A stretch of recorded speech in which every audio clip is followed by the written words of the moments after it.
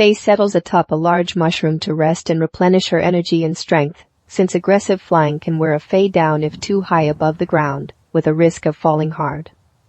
Large mushrooms have the ability to hold large quantities of ether, thus giving them a beautiful light lilac glow that lights up portions of the surrounding area in diffuse light with added sparkles of energy resembling fireflies.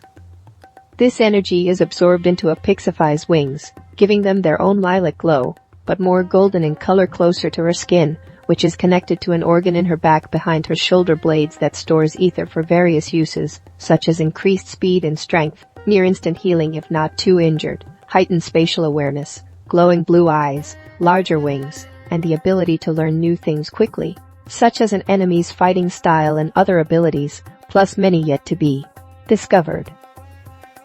Faye is now home in a large, grassy, circular henge with trees atop the circumference and a glistening river flowing from a waterfall at one side of the henge, running through the center to the other side. Her wooden circular house is perched on a bridge above the river, at the edge of the valley of Druin, not far from the Havens, northeast of Druin. Faye sits at a beautifully carved wooden table, carefully taking out the book from her satchel and opening it cautiously to avoid damaging it due to its age. She does not understand the language well but gleans enough information from the text and visits to the Pixify community libraries. Sacred texts, survived books, papers, and other items from the old world intrigue her, especially the faded pictures, fueling her fascination with the human world and prompting her to explore the caves and ruins, particularly the lands of Hollow Mountains in the Havens, near the elven race communities, relatives of the Pixify, about 6 feet tall and wingless. As time passes, Faye lights a candle, the moonlight also illuminating the room through a window above. She takes a drink of shroom ale from a small silver tankard. Then, a picture captures her eye, sparking excitement. The image shows a symbol on a metal door, an upright sword with wings on either side and a circle within a star at the bottom.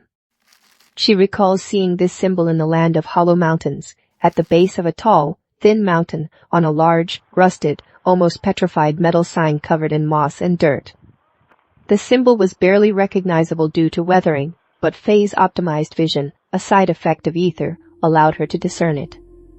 Inspired by this discovery, Faye plans to visit the Pixify Elder, known only as the Card Reader, a well-known but mysterious female Pixify over 400 years old. All Pixify seek her for a reading, using old-world tarot cards replicated from a faded pack found with other items in a brick cave inside a battered, rusty box. This is one of many superstitions adopted from the old world, used to guide Pixify on their life journeys, instill good luck, and provide guidance in their search for answers to various problems or issues. The next day in the valley of Hollow Mountains in the Havens, one of the tall stone towers scattered across the green, grassy plains unexpectedly collapses onto a nearby elven town called Greenhaven, destroying most of the town, raining chunks of the mountain down on the area, and killing a large number of elven residents. One survivor of the collapse, a giant named Fergie's, a 13-foot, visually imposing yet humble member of the Humes clan, named Humes due to their similarity to the mythical humans portrayed in old books, proceeds with a couple of other giant fellow travelers to frantically but purposefully lift masonry and debris to save elven lives under the rubble.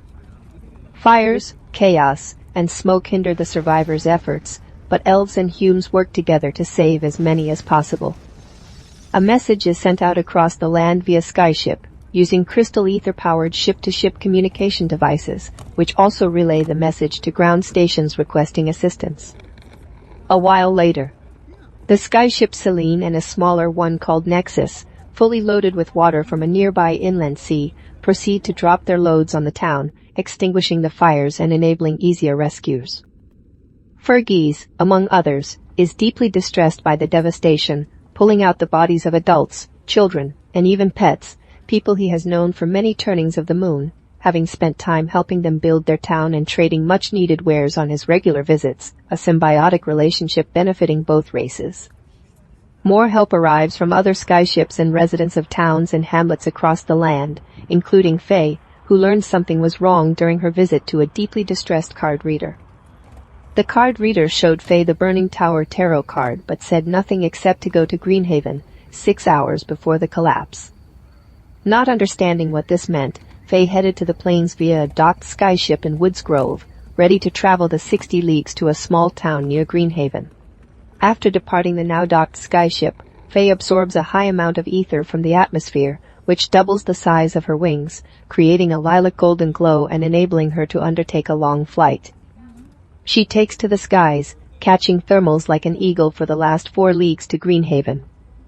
Upon arriving after the collapse, Faye is shocked by what she sees and proceeds to help alongside Fergus, whom she knows from previous encounters. 3 hours later, Fergus, covered in mud and dust, feeling completely lost, sits on a rock for a while with his head in his hands and sorrow in his eyes, cursing himself for not saving more lives. He starts punching the ground with his fist, becoming angry and distressed to the point of tears. Faye slowly hovers over to look Fergus in the eye and tries to comfort the gentle giant. She tells him she can help him overcome his grief and pain. Fergus grunts but accepts her help. Still hovering, Faye places both hands on his head, looks into his eyes, and her eyes begin glowing a bright ethereal blue, creating a calming effect on Fergus and allowing him to come to terms with his emotional state, bringing calm so he can carry on unhindered. This gives Fergus the strength to continue helping the injured. He thanks Faye and gets up to keep searching for survivors. Faye also begins to help. At the opposite side of the base of the collapsed mountain, a shout of "Come over here! Come over here!" echoes in the distance. Faye, Fergus, and others rush to see what is happening. They discover a newly opened entrance into the base of the mountain, only to realize it's not a mountain, but a giant collapsed building of the old world, as seen in rare, faded images from old books. The outside, covered in mosses, lichens, dirt, and plant life, had hidden it from view, concealing 1,500 years of decay of what is now understood to be an artificial stone structure, its collapse due to the steel within finally giving way from rust and weathering. The people of the world had suspected these tall mountains might not all be natural, but lost interest over time, so they were mostly forgotten. No one tried to enter due to urban myths and rumors of evil entities, spread by old wives' tales going back hundreds of years, keeping people away. Once inside the opening, the group sees twisted, bent, rusted metal beams that used to form the skeleton and floors of the building throughout the remaining structure. Large pieces of artificial stone are strewn across the floor, and the sky can be seen between the beams and upper floor levels where gaps allow sunlight to enter for the first time in 1,500 years, illuminating the interior with glittering, radiant dust floating in the light, giving the ruined tower an eerie, haunting feeling to those standing in the vast, ruined, monolithic edifice. After the Great Reset, dated in the Old World calendar of 2065, marking Century 1 for the new keepers of the devastated Earth realm, a new era of discovery began. By Century 500, great elven sage Manetus, a profound thinker and tireless experimenter, uncovered the extraordinary properties of aether, a shimmering, luminescent energy suffusing the world. Through meticulous experiments and decades of careful observations, he discovered that aether possesses strange, almost magical qualities that defy conventional understanding. One of his most groundbreaking findings was that aether significantly prolongs life for all living beings, from the smallest creatures to the sentient races. This revelation led to a cascade of other discoveries, some of which remain elusive, waiting to be unveiled by future generations. Among his findings, Manetus noted that ether slows the rate of decay in both living and non-living matter, such as ancient buildings and artifacts, by enveloping the environment in an invisible protective aura. This pervasive energy caused trees and plants to grow to tremendous sizes, with towering canopies and colossal mushrooms dominating the landscape, their vibrant hues glowing faintly under ether's influence. Animals and people, too, thrived with extended lifespans, perfect health, and remarkable stamina, their bodies resilient against disease and time. This slowed decay explained why the ancient tower in the Valley of Hollow Mountains, a relic of the old world cloaked in moss and vines, had not collapsed centuries earlier, its rusted steel framework preserved by aether's subtle, enduring embrace.